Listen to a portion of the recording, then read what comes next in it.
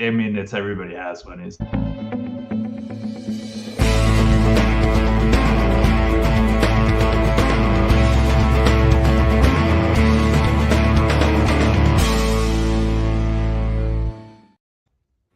I'm David with EV World News, where we talk about electric vehicles, clean energy, and the stock markets. And I'm back today with our resident engineer, Mike Herzog. How's it going, Mike? David, I'm doing great, and I'm not doing so great. I missed last week's show because I was sitting on a beach in Mexico. So terrible. It's little bit different to be back in the Midwest. Did you come back to Montezuma's revenge? I did not. I am, knock on wood, I am free and clear from all of that. I thought you were going to say you were feeling bad because you're not a trillionaire like Elon Musk is today. Yeah, I didn't get that T. I didn't get those 3 extra zeros on top of everything. Yeah. It's nothing like being a billionaire 1,000 times over. Right? Yeah, nothing. Yeah. I mean, in fairness, he was already a billionaire 600 times over. What's another? What's another zero amongst friends? Yeah. I was just actually on a call. We were talking about how when a deal adds or subtracts a zero, everybody gets really weird. And, and how if it's 10% more or less, it's not a big deal. But when it starts to add zeros, I had an old physics professor. He always used to say, "What's the power of 10 amongst friends?"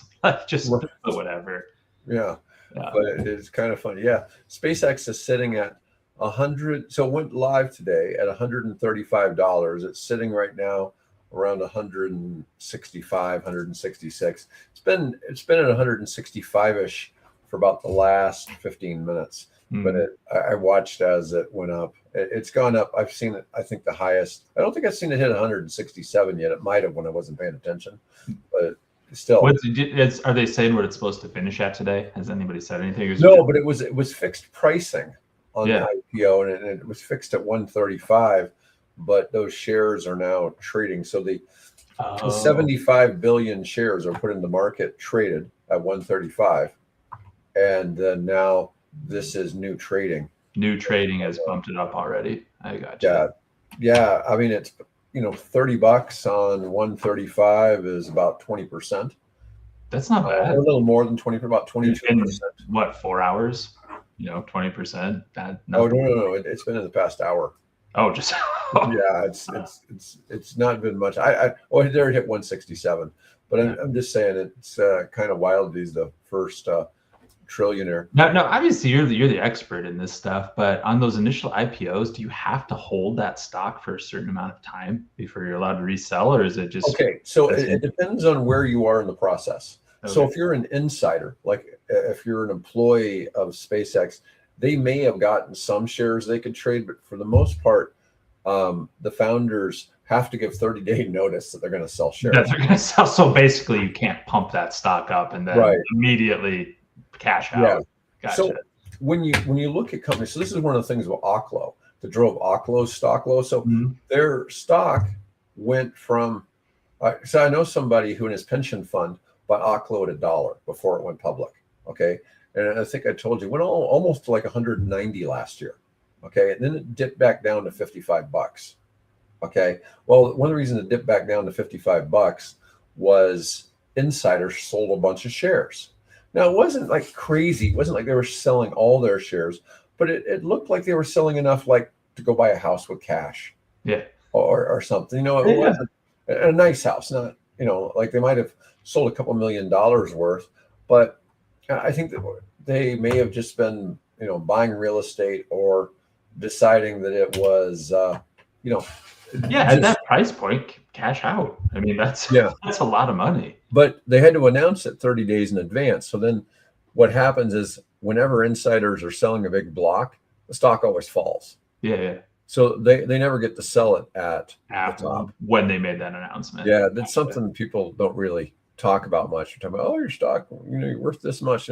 Now, where it does have value is if you just go borrow against the stock.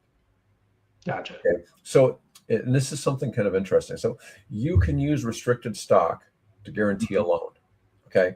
And if the stock falls, and it doesn't provide enough collateral for the loan, Mm-hmm. then the bank or the lender can take that stock and sell it in the open market at market, even though it's technically restricted.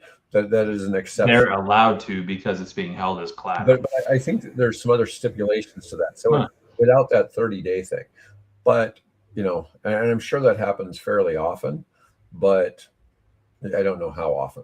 You see, then when they sell that stock, then the person who took the loan is taking a gain. So as somebody taking that loan, you don't want that to happen, because one of the reasons you're taking the loan is you're trying to not get capital gains, right? Yeah.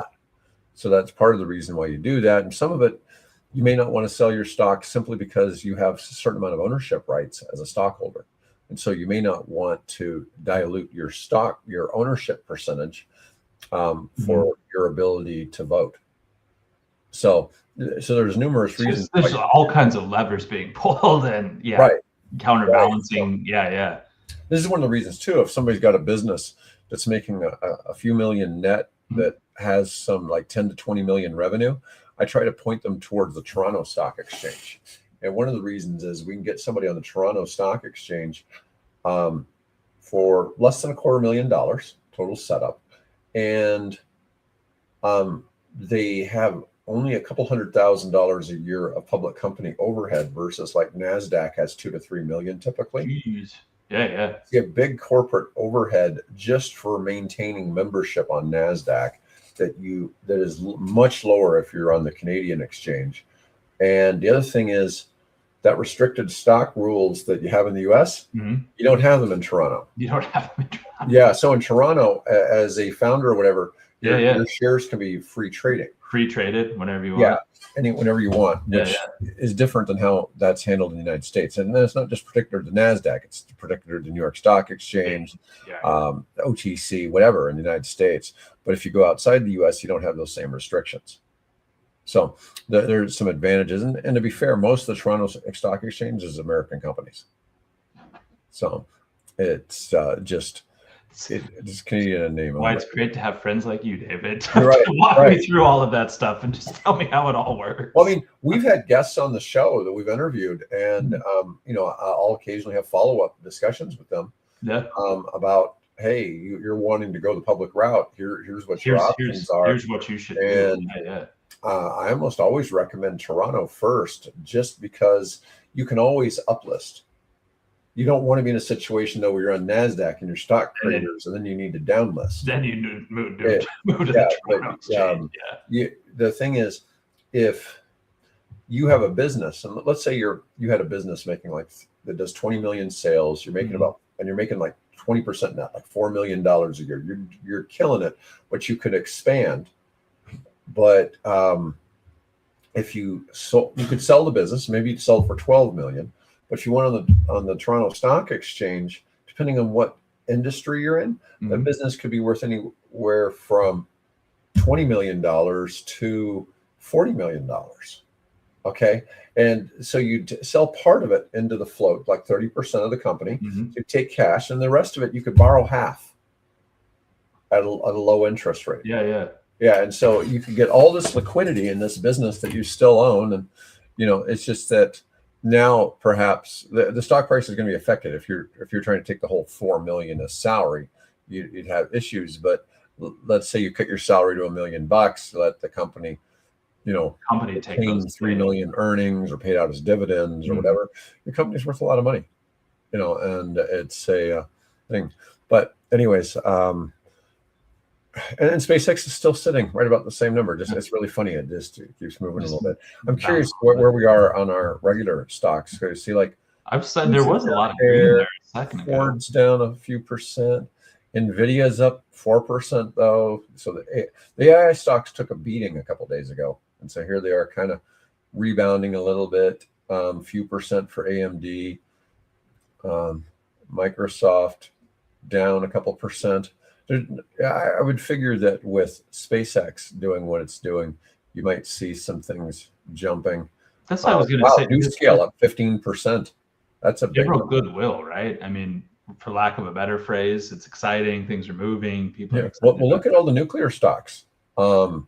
Nano up 11%, Oklo up 14% to $76. They were 55 just a couple of weeks ago. I mean, that's a big jump.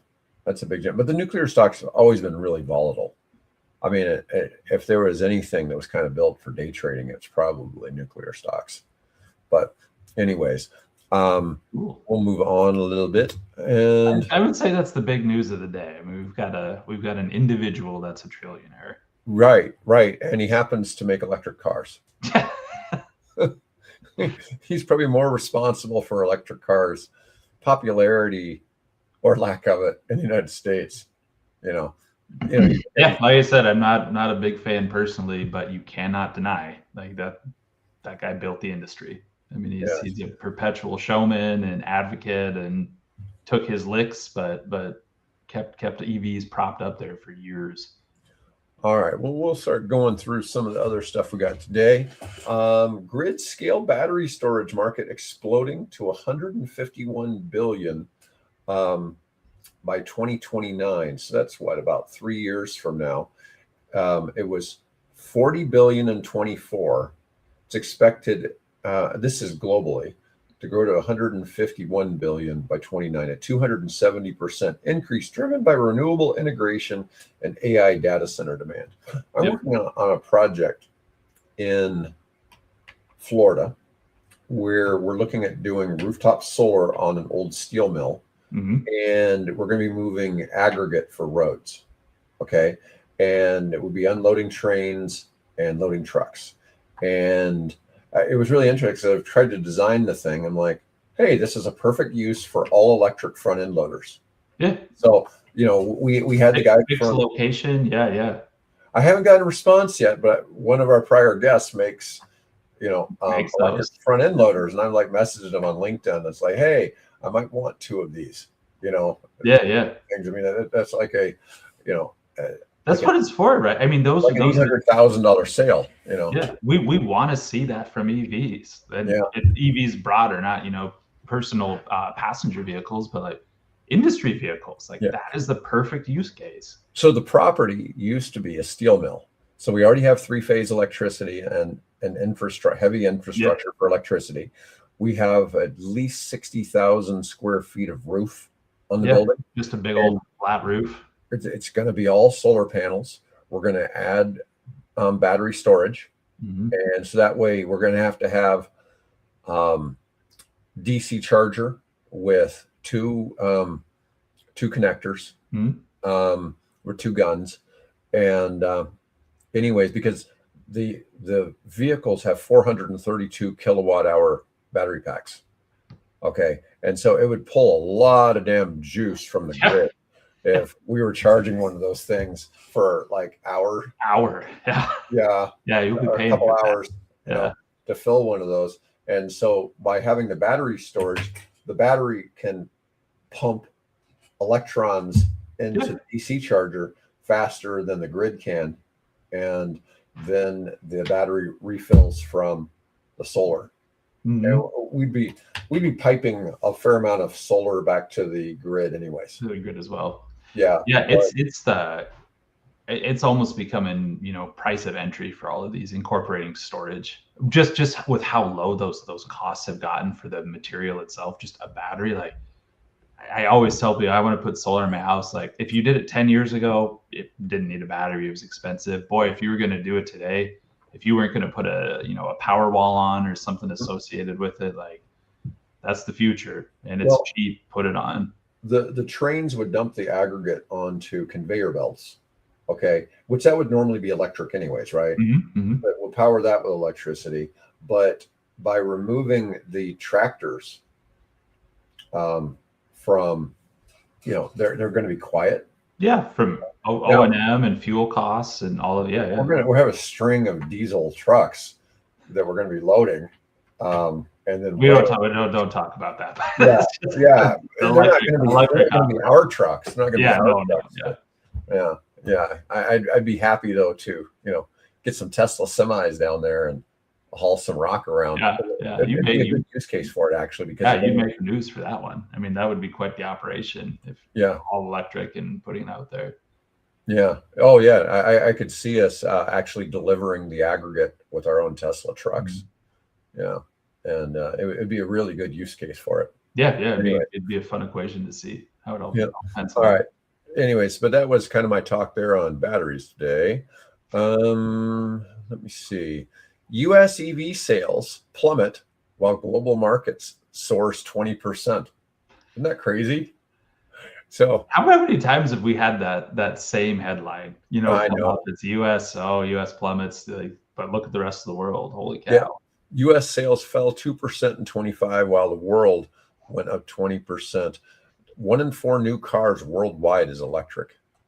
On Tuesday, Bill and I were talking about the new $8,600 Olina EV. It's a 6-seater down in Mexico. It's Mexican produced, but it's a low-speed electric vehicle that hauls 6 people.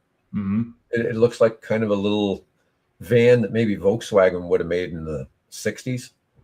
And but it's not. They expect it to come to market pretty soon. RIVN had R2 launch week on the 9th, and so 3 days ago, RIVN begins sending order invitations to R2 reservation holders. Demo drive start. Initial deliveries began this week. Stock went up 11% this week and 25% over the past month. Way to go, Rivian. Rivian delivered 40,000 EVs in 25. They expect to deliver 65,000 this year. That's significant numbers. Now we have to remember some of those say Amazon on the side. Just a few. Maybe one or two. Yeah. You see a lot more Rivians that say Amazon and don't realize they're Rivians. Yeah. You actually see Rivian cars. What was the price point on the R2? What did it finally 55? Or is it under? It's around that. Okay. It's around that. I'm sure they're probably doing like Tesla, and the first ones getting delivered are the more expensive ones, right? Yeah. You want the undercoating on that one. The ones that drive EBITDA versus the ones that don't. But anyways, that's a good hit. Lucid reports 149% production increase in Q1 of 26. They produced 5,500 vehicles in the first quarter of this year, which is almost 1.5 times as many more than the previous year. They produced 5,500 this year. Let me see. Is it like year over year or year over year? They were up 150%. So if they delivered 5,500, that means that the year before they probably only delivered about 2,000. Yeah, that's great. That's a big jump. Let's see. Strong liquidity. The revenue of $282 million was up 20% year over year into the quarter with $3.2 billion in cash, or $4.7 billion on a pro forma basis after April capital raise and increased credit facility. The new CEO is focused on aligning production with demand, driving structural cost improvements, and managing capital efficiently as they accelerate toward financial self-sufficiency. That's what every CEO is supposed to be doing. Right. We want to do better and make more money. Yeah. It's like, it's hard to forget the Obama presidential slogan, hope and change. But I mean, really, that's kind of what we want with every the elected official. We have hope and we're looking for change, right? Yeah. We never think government. My goal as the CEO is to increase shareholder value. Right. Great. What else were you going to do? Well, Australia has a flood of BYD cars. BYD floods Australia with 30,000 cars as the fuel crisis deepens. BYD is shipping 30,000 vehicles to Australia in May and June alone, more than half of what they sold in all of 25. Ooh. So that would have been 6 months then versus 2 months now, making them the second biggest car brand in Australia behind Toyota. Whoa, that's a jump. Wow. That's a big move. The Iran war is driving fuel prices sky high in Australia, creating massive demand for EVs and plug-in hybrids. BYD sold 7,200 cars in March of this year alone, being Ford, Mazda, and Hyundai. Sales up 100% year to date. You know, that should be a warning sign for U.S. automakers. I mean, it's just crazy to see. Yeah, I guess I never really thought about what Australians drive, what kind of cars. But I mean, I would have guessed Toyota, but they don't have any domestic manufacturing, do they? Maybe a couple of niche brands or something, but I don't really ever hear about. No, I don't know that they have. There was probably something domestic, but yeah, I don't know what it might be. Let's see. 7 states are suing over a $1 billion offshore wind lease buyout. So 7 states in the Northeast have filed a lawsuit about the buyout of Total Energy's offshore wind leases, arguing it violates federal law, misuses public funds, and destabilized state clean energy plans. The lawsuit tests whether federal agencies can cancel leases and redirect money for political ends, or whether rule of law still anchors America's energy transition. Now, what's kind of interesting, a federal judge this week in California allowed an injunction against the Trump administration to prevent them from ending commercial solar subsidies for grid scale projects. Okay. So they was supposed to go away. It expires in a month. It was supposed to expire on July 4th. Yeah. Okay. I mean, the deadline's coming up. Yeah. So now there's a federal injunction against that happening. And, you know, to a certain degree, I was like, well, how can they really end this? I mean, fossil fuels got 100% tax credit for years.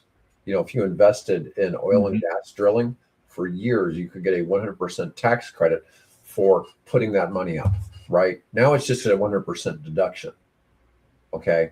And you get an accelerated deduction, but why shouldn't, you know, solar have some time to develop? And this is kind of that, how I see that. So, we'll see. That's a big case. I mean, the business is booming right now on my other side, because a lot of people are trying to safe harbor projects, you know, as much as they can as this deadline is approaching. Yeah. So what the deal is, before this, if you had 5% put up as deposits for materials by July 4th, as long as you had the project completed by end of the next year, 2031, right? I almost said 3031. By 2031, you get an extra millennium. So you have 5 years to complete the project. Yeah. And so this is making it so there is now currently no end date for that to be able to put up those deposits. Yeah. You know, I'm not disagreeing that maybe there needs to be an end date to solar, but I think with a lot of these, I think they should be on phase outs. Yeah. Year it's 30%. Next year it's 25%.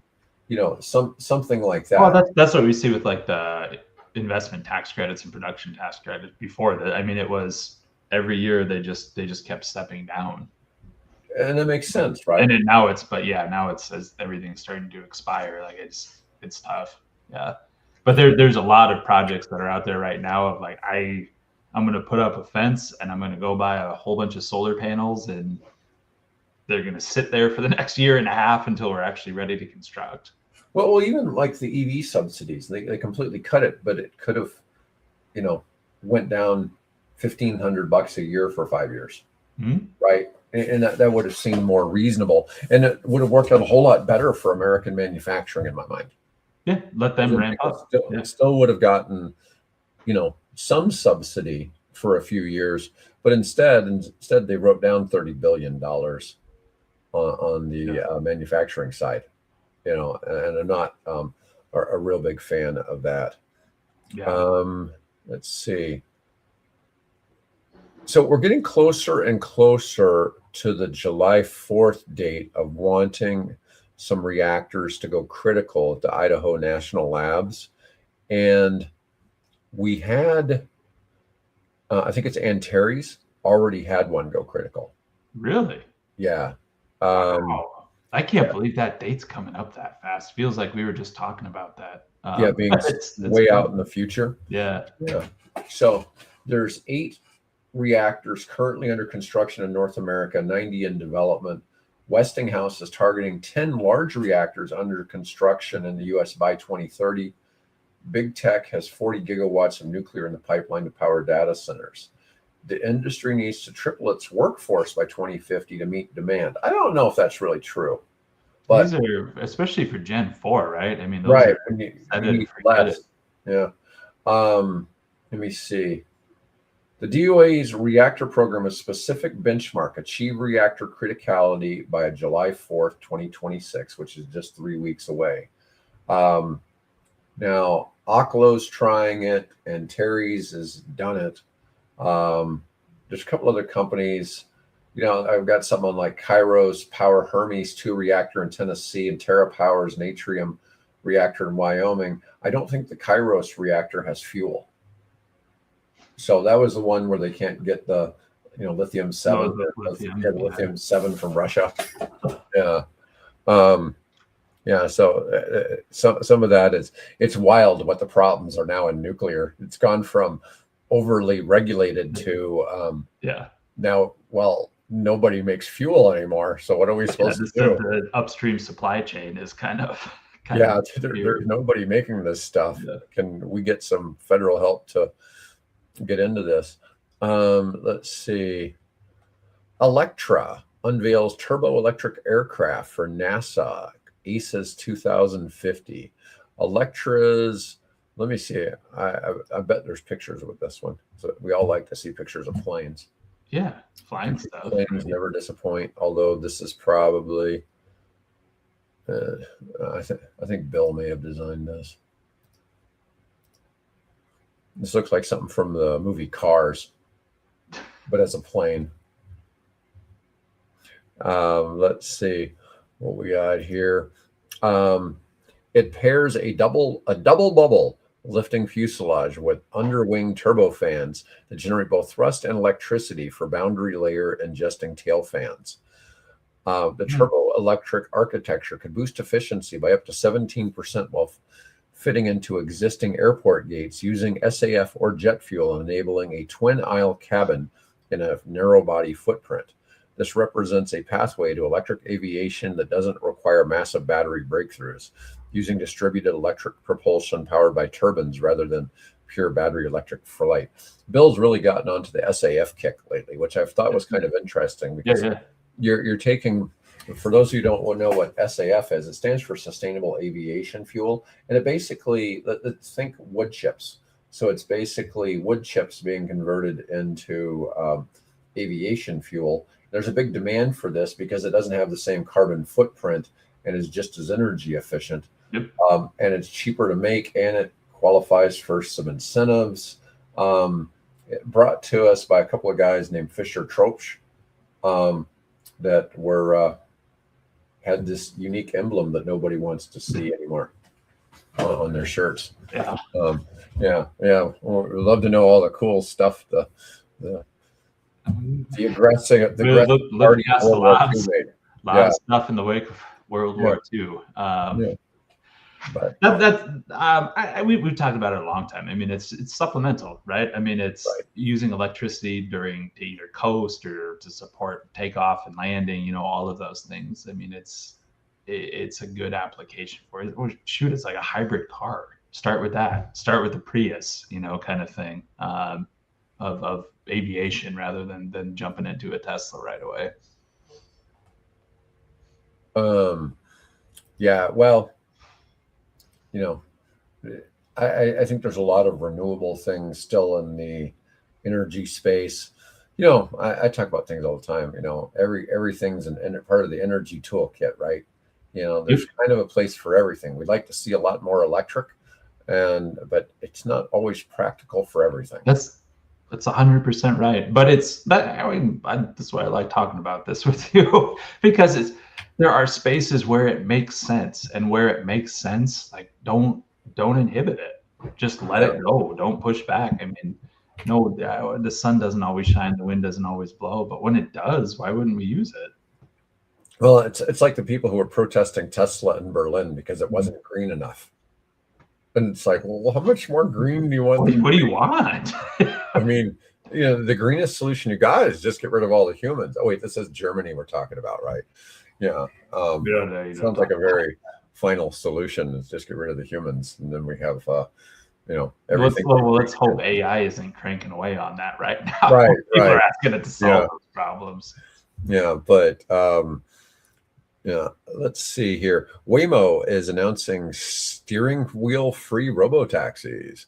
Waymo and Zeekr have unveiled a new robotaxi with no steering wheels. No steering wheel, pedals, or dashboard. Sounds very much like they're trying to rip off Tesla. Yeah. Tesla's doing that already.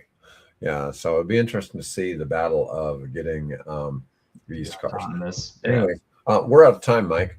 Holy cow. Anyways, Mike, thanks for joining me, folks. Appreciate everybody watching, and we'll be back next week. Otherwise, everyone have a great weekend, and thanks for watching.